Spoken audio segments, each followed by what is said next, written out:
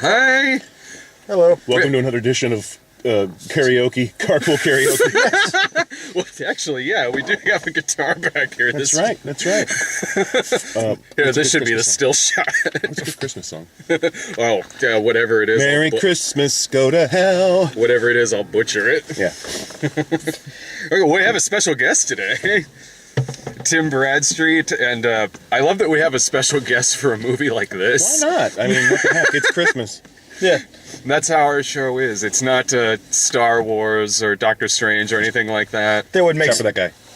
It would make sense for Tim to be here to review for like a special edition thing. Why him? The movie with the extended sequence on using a bidet.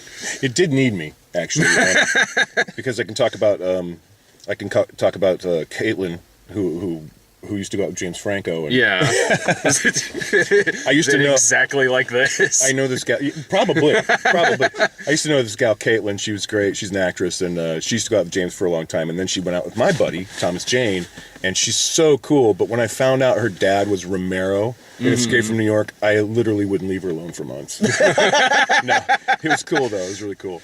She's a great chick.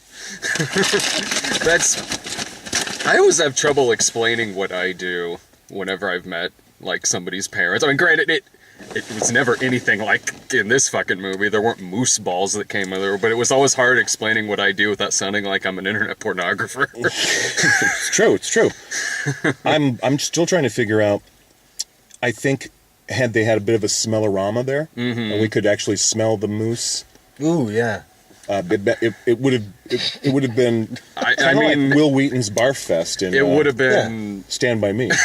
Well, because it was soaking in its own urine. It's just so foul. And then there's this one camera shot where you see the moose at an angle where you also see the bottom of the cage, and there's all this like kind of gross, just kind of like sediment on the bottom, like in piles, and it's just the toilet like, I don't scene want to know too. what that is. Bryan Cranston farting on a toilet. Bryan Cranston on the toilet, man. That actually, will go down in history. Actually, I did kind of like that scene. And you know what? No one really looks. You never expect it, but Bryan Cranston looked really good on the toilet. I thought he's toned up. I mean, we've been used to seeing his legs in tidy whities. That's right. That's true. No, I think that scene in most movies would have been. I would have hated it absolutely, but since it was Cranston. I think I was just kind of like, okay, it's Cranston doing this. The only thing that honestly keeps this movie from being one of the worst I've seen this year is the term, well, since it was Cranston. Yeah, exactly. Like, without Cranston and James Franco. Honestly, without those two, this movie would have been horrendous. The cast really is one of the strong points of the film. No question. It's the only thing. I really didn't care that much for this movie, but I won't go so far as to say that I hated it. I won't go so far as to say I was having a miserable shitbag time sitting there watching it or anything like that. No, we've definitely had worse times watching it. Oh, yeah. I had an easier time sitting through this than I did, like, Daddy's Home from last Christmas. Oh, God! Here's the thing. You're going to see, when this film comes out, I predict there's going to be 15, 16-year-old kids everywhere getting the Franco tats. The Franco tats. Some of them are prison tats. They're kind of not too well done, but mixed with very good tats, I think it makes for a legit tattoo person. Person with tattoos, in other words. The Happy Holidays card on the tattooed on the back. That's just silly fun. Yeah. Really, I thought it was ridiculous, right? It's ridiculous, but then the Happy Holidays makes it more ridiculous somehow. It's like, oh, fuck, well, I fucked that up. If this movie was Smell-O-Vision, it would go right on, it would be a better use of that than the last thing I saw, which was Spy Kids 4, with the robot farts. Oh. And there was one part in that movie where a character is picking their nose or something like that, and then the little ding went off, and I'm sitting there like, really? Okay. I guess that's what the inside of her nose smells like. Cardboard. Good times, yeah. Yeah, that's the kind of thing that keeps me in the seats, really. Yeah. I saved that card. It's that kind of attention to detail that I enjoy in a film, but rarely get, actually. That's why we had a great time at this movie. I mean, what did you guys think of this? What would be your rating system? Would it be a 5-star? Or a... Typically what we say is like, sometimes we'll say like, oh, this is worth going out to the theater to see, or maybe this is worth a matinee or a Netflix or a rental, or just skipping it entirely. I think dates would have a really good time with this movie because it's just, there's nothing to feel depressed. I mean, it's the kind of movie that just make you walk out in a good mood. I think it's endearing to a degree, and it's a little childish, but a little. Well, that's just the character. This movie has a scene in which a moose soaked in urine, and that's the climax. This movie's big engagement has them being shit on by birds. I thought it was the cameo at the end. Oh, the Kiss cameo? Spoilers. We spoilers. We spoil everything. Like Kiss is two members of Kiss are in this. I thought, and it's weird too because I saw Paul Stanley not too long ago in makeup, and he looked really good. He looked really tired. He looked. I mean, he was kind of droopy. Yeah. Which I hate to see. You hate to see your icons go there. Those facelifts are starting to melt. Yeah. That could be part of the problem is these do. Yeah. I've met a few of them because they've been to conventions that we've done, and Kiss is Nick Foster, who does some stuff. It's been in some movies on our site. That's like his favorite band. So every time I'm at a con, I get a picture of myself with them to send to Nick because that's my dream to meet all members of Kiss before Nick gets a chance. The time I met Gene, he was at my table at San Diego Comic-Con, and he said something like, You're the Punisher artist. And I was like, yeah. And then I was like, fuck, it's Gene Simmons. I mean, are you kidding me? I was a crazy Kiss fan. Yeah. So I asked him if I could have a picture with him. He said, sure. And we took a picture, and he goes, $10. Nice. And he was serious. Yeah. I thought he was kidding. He was serious. And so I gave him $10. I mean, I would have said, picture. Fuck you. I would have said, keep it, or no, it wasn't. It was my friend that shot the picture, so he probably wasn't serious, but out of deference to Gene, Well, and Gene's always looking for that $10. Always. Gene, it's why he's one of the richest men in what he does. Crazy. He's one of the only ones at the band that I haven't met. Really? Haven't met No. Peter Criss, I don't know as much about him as Nick does, or that you guys would, but one of the guys who was with him in the 80s. Not one of the original members. Vinnie Vincent? What? Vinnie Vincent? Yeah, I think that was He would have been the replacement for Ace. Yeah. The first one. I think that was it. It was a con in, that was Days of the Dead in Chicago, I think. Wow. That's going back. And Vinny, remember Vinny's Kiss makeup? He had the onk kind of look. Okay. And he was really kind of creepy looking. Yeah. Since I don't listen to him a lot, the most I know is the movie Kiss Meets Phantom of the Park. That's a classic. Oh, yeah. When I was, I think, was that 1978? Yeah. Okay, so I was 11, and I was crazy for Kiss. Are you kidding me? And when that came on, we were like glued to the set. We could not believe a Kiss was on TV. Holy crap! And but obviously that movie does not hold up for anyone older than 12, really. Well, but that's also one of the charms about it. Ace Frehley dubbed in that movie too. One of them is. One of them is has a stunt double that's obviously a black man at one point. Well, I heard that like Ace was really like drugged out, I mean, he was a big pain around that time, and didn't show up, didn't know his lines, didn't do anything. He just would just be plowed, just hired, and I couldn't even tell you how many kites. Well, rock and roll money, you can get pretty high. Higher than giraffe pussy. I'm gonna go with that. Yeah. I think my first thought when I saw that movie, Kiss Meets Phantom of the Park, was this is the same theme park from National Lampoon's Vacation. I want to think they're both in the same universe. Now, see, I had that thought at first, but just because of I don't know, it was like one of the shots, and I went. It reminded me of it. Was it really the park? It is. It's like the same park. I forget which one it is. It's one Sorry, of them. Folks. It's one of them Park's that Zach. closed. Park's closed. The moves out front should have told you. It's one of the parks that Zach Lavoie worked at for a while. But yeah, it was a couple of the exterior shots of the roller coasters where I was like, oh, I know that one. That's the second giant roller coaster the Griswolds went on. Was it Kings Island? No, it wasn't. It was. They have the racers. That's been in a movie. I can't remember which one it was though. Yeah. What was the movie in roller? What was the park in Roller Coaster? Fuck. Do I have to don't call know. Timothy Bottoms? Yes. Let's see. Is George Siegel awake yet? I will talk about We'll call That's My George. Bush for hours. What? Your Bush? What? Remember That's My Bush, Timothy Bottoms, where he was Yes. George W. Bush on Yes. on that sitcom? That is That's right. I enjoyed that. I liked that show. All 6 Timothy episodes of it. No, this is the kind of movie where you pretty much, It's if you've exactly seen the what you trailer, expect. you know what you're in for with this. It's the kind of movie that I think they do about once a year. Yeah, it's I thought Follow it the was Bride. Yeah. Yeah. It's all those movies. Dave and I were talking like we've seen this movie 100 times. You all have seen this movie 100 times, but it's and this is only my opinion. It was somehow James Franco's just endearing. It's like even as a guy, I can't hate the guy. You know, it's like usually you're like, oh, that guy's a fag, man. No, James is just kind of fun.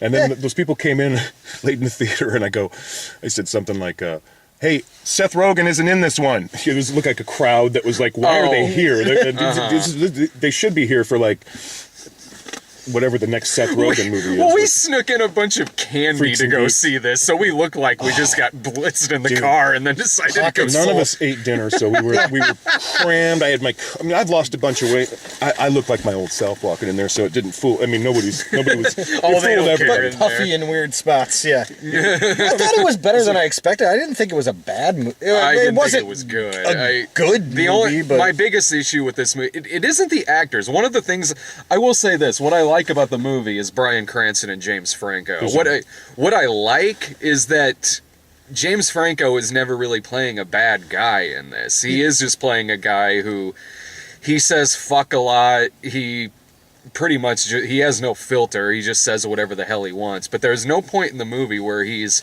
a bad guy. Like he is a guy who obviously does love this girl.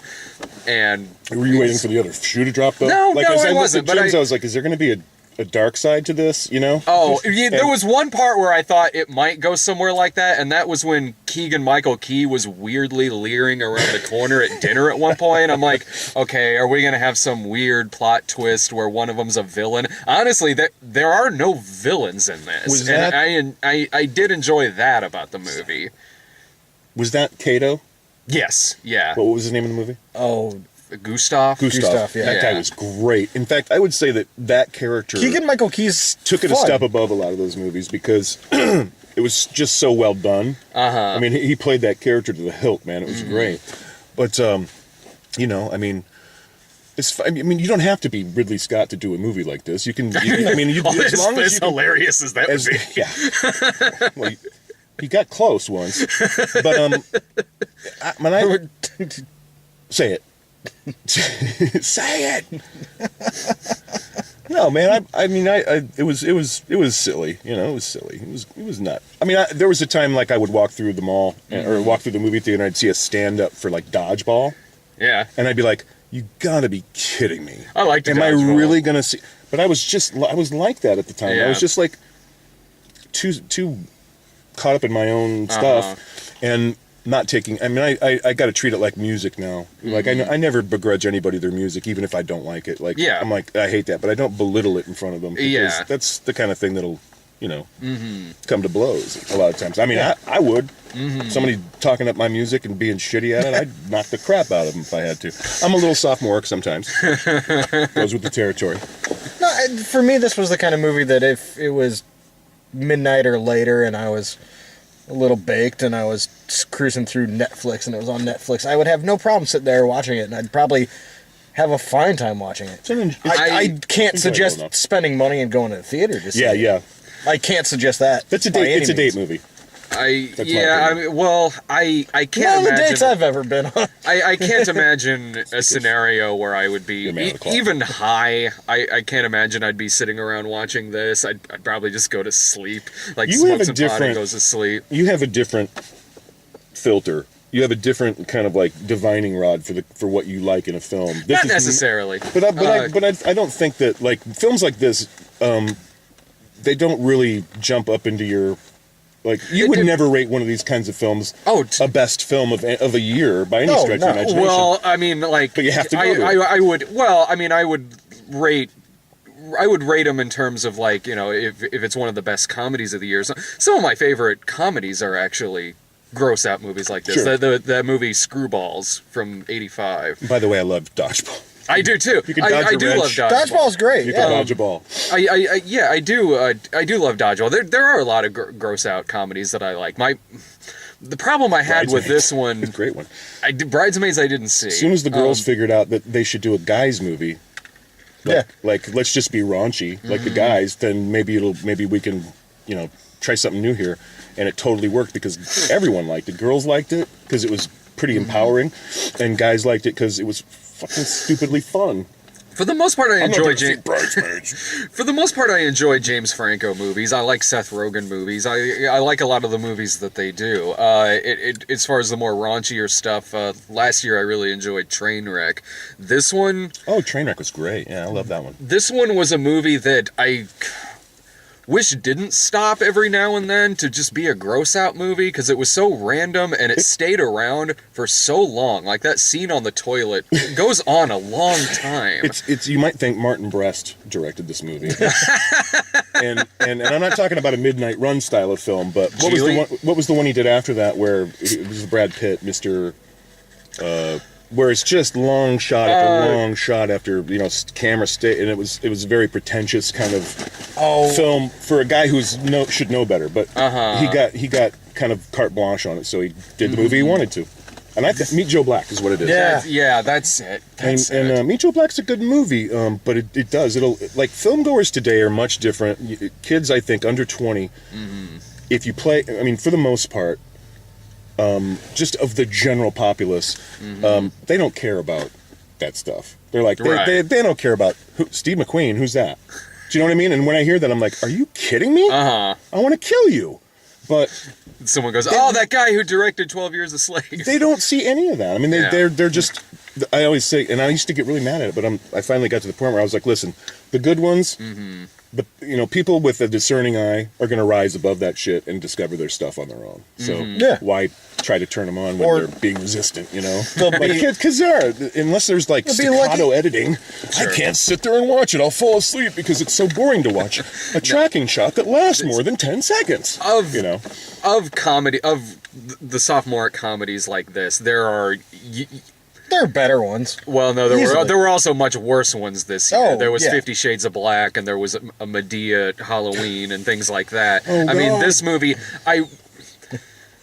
the chuckles that I got out of this movie would be like what Bryan Cranston was reacting to, or maybe some of the looks James Franco had. It would have been between those two. It would have been stuff in the dialogue. The movie had just the actual gags they set up weren't by any means better than just the interactions between the actors. I think was the actual funny stuff, and which is what this movie at its heart really should have been to make it at least funnier to me. But as it was, with every 5 minutes with a semen joke or the nuts on the kid's face, it felt like the kind of thing where they had a script and then someone came in and then just marked it with crayon to write. That's right. Write like a bunch of urine and shit jokes. Give it to the whatever. What's the show? There's all these TV show, the cartoon shows like the foul ones. Like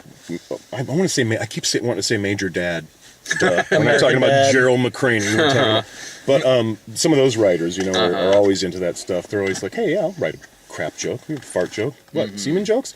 Bukkake? Are you kidding me? I'm like, is that really in one of these screwball comedies? I'm like, that's just kind of ill. That's another thing. It's like, this is the kind of movie where two characters might be saying something funny, and then the movie just stops dead for 5 minutes to have a conversation about what bukkake is.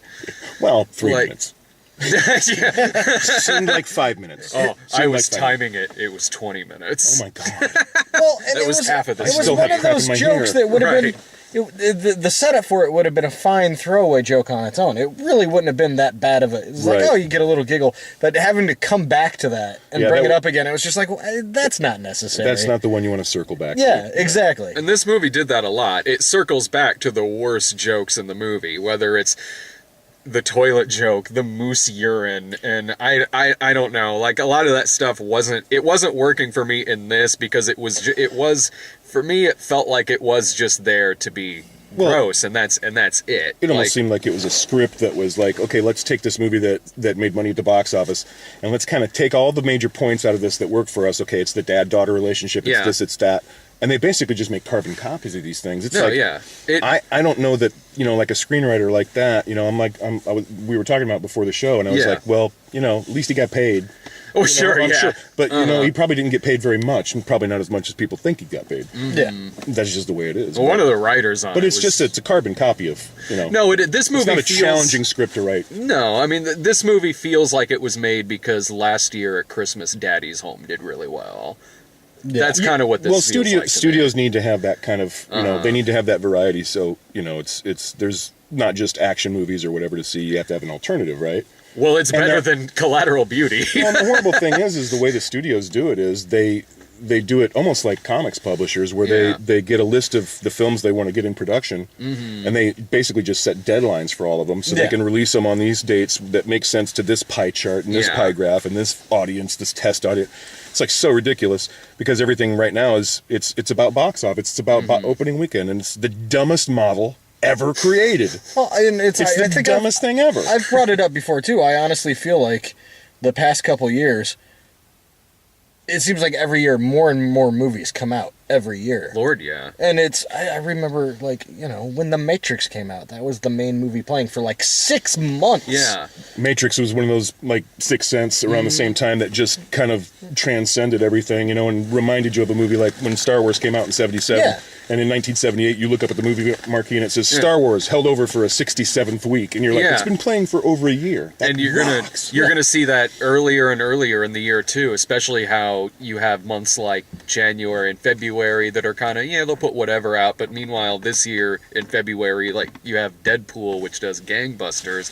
You'll start seeing more and more of that earlier and earlier, and it feels like it's also why a lot of big summer blockbusters, more of them bomb now, more so than you would kind of see. Everyone's hedging their bets on big budget, 6-figure movies. Yeah. I mean, Marvel made the model for that. And, and it's like, how do you compete with that? I mean, you can't. I mean, if you lose, you'll lose big. If you win, you win big. But if you lose, you lose your ass. If Cleopatra wouldn't have made any money, and the studio just would have went. And like with Cleopatra, how it's simultaneously on the list of the biggest bombs, yet also on the same list of the top money makers of that year. Yeah, exactly. It was well as the filming, right? There were all these delays. It was almost like Apocalypse Now.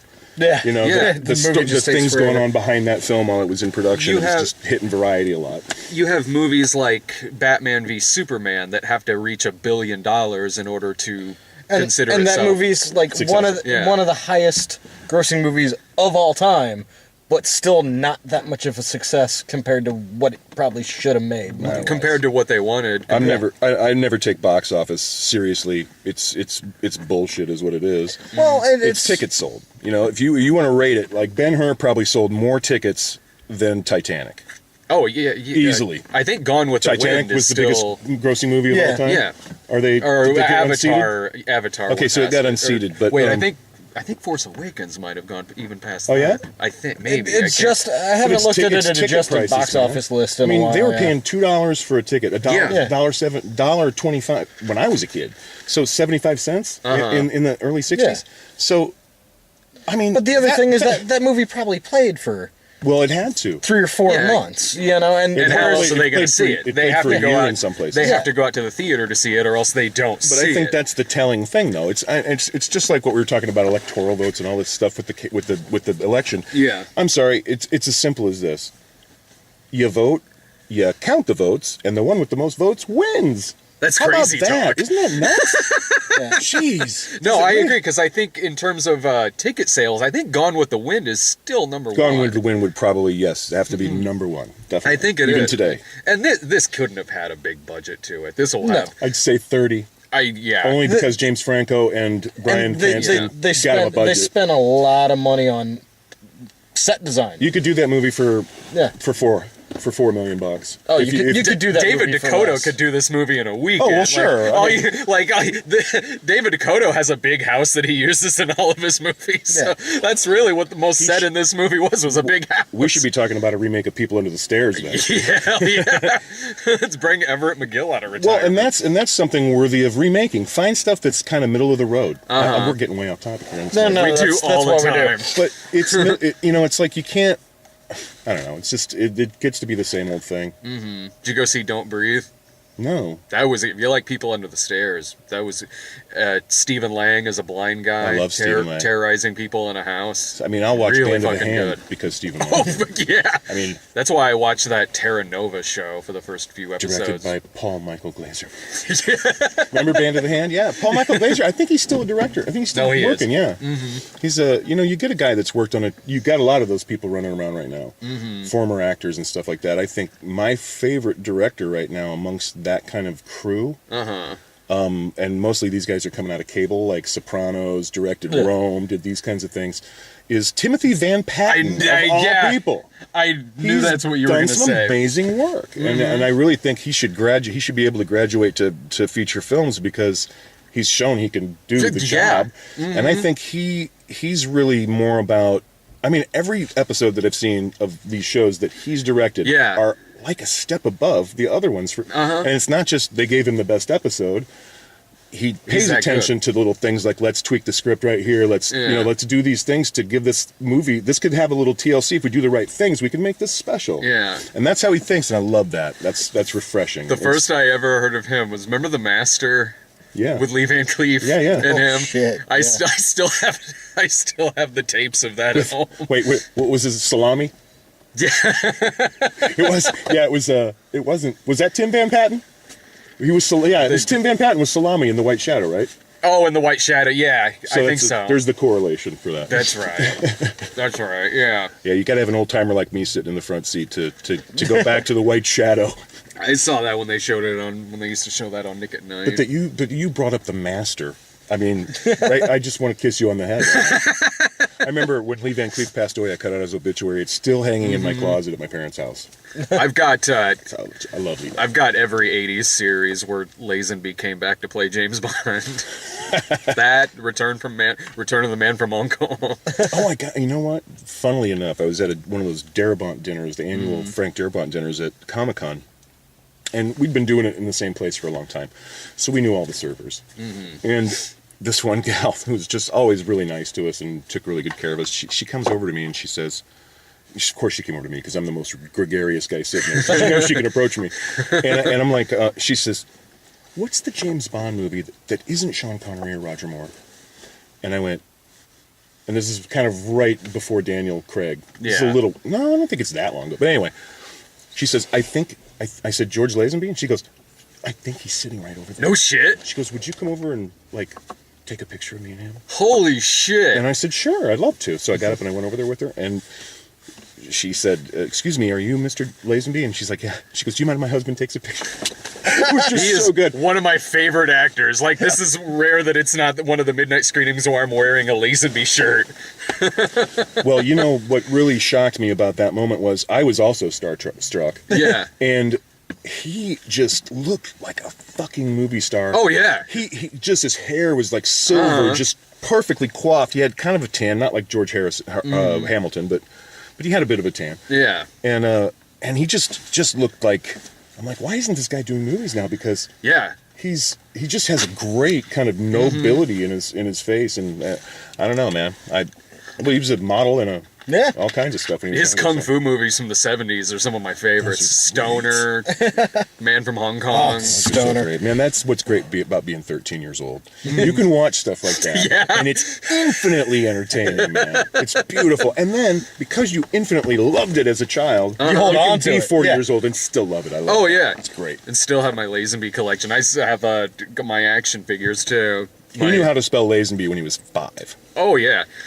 It's not an easy name to spell because it's like hard to pronounce as well. It's hard to talk a Lazy tattoo boy? artist into getting Lazenby tattooed on a 5-year-old's back. He said, "Can I get that? Can I get that in Gaelic letters, please?" Like I thought he went like the the newspaper Gothic. font. Well, any final thoughts about this before I have to go see Assassin's Creed. Assassin's Creed. I kind of wish I was going to that with you because I wouldn't mind seeing Michael Fassbender and another Centurion. It seems like that's what it is. I mean, in a way. Assassin's. Honestly, I don't know that. director? Oh, Maybe it should have Neil Marshall. I don't know. Neil's awesome. He's a great dude. And I don't know much about the video game. Honestly, I'm kind of walking into this one blind. Oh, really? Yeah, Yeah. I don't know much about the video game either, other than the Yeah. fact that when I first saw those games, I really gravitated towards it because I love historical stuff and period stuff in what I do with comics and with covers and stuff. I love the subject matter, and you can really be as, treat that stuff as kind of what's the word I'm looking for? Soberly. Yeah. That's not the word I'm looking for, but it'll do.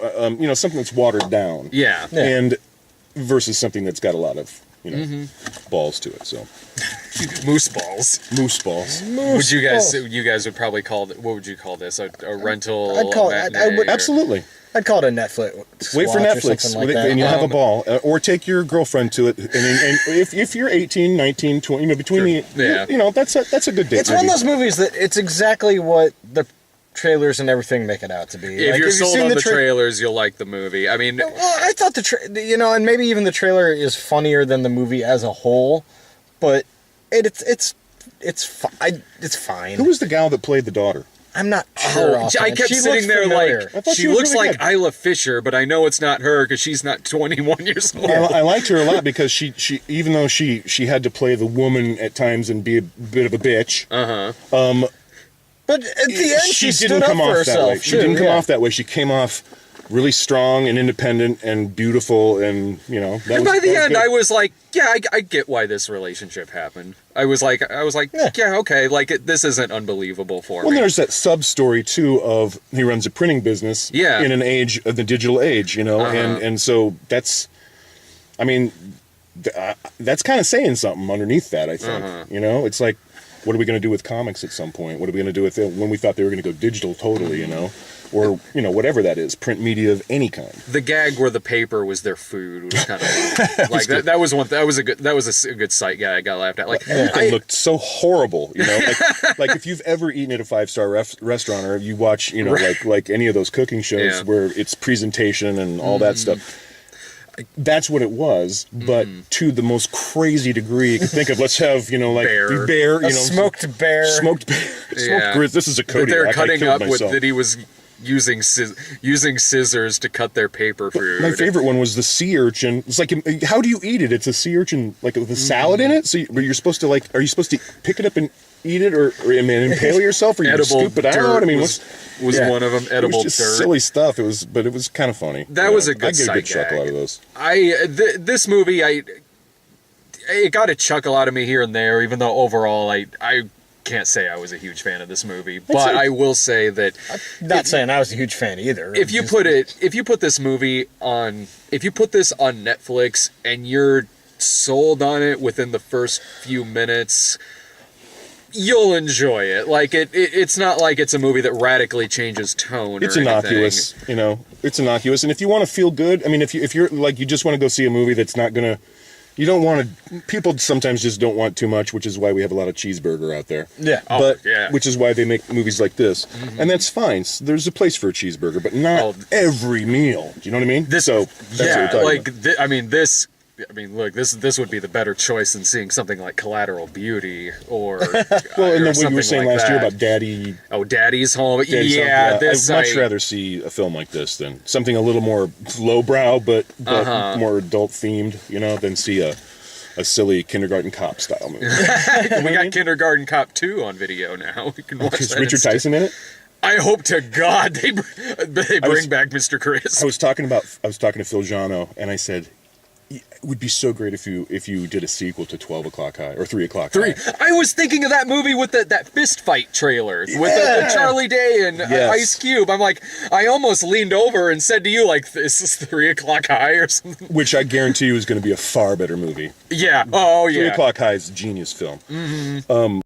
I'd love to see like a sequel to that because Casey's around and Richard Tyson hangs around the old or the New Beverly Theater a lot, Nice. and he does Q&As down there. And Yeah. I mean, everybody's standing around. I mean, they're all here. Let's get them. Let's get them together. Let's do a Richard movie. Tyson's fucking great. Yeah, Like his manager's an asshole. Oh, You heard it here.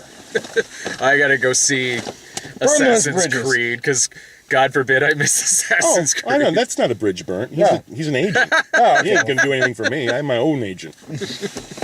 He can't do anything I can't do.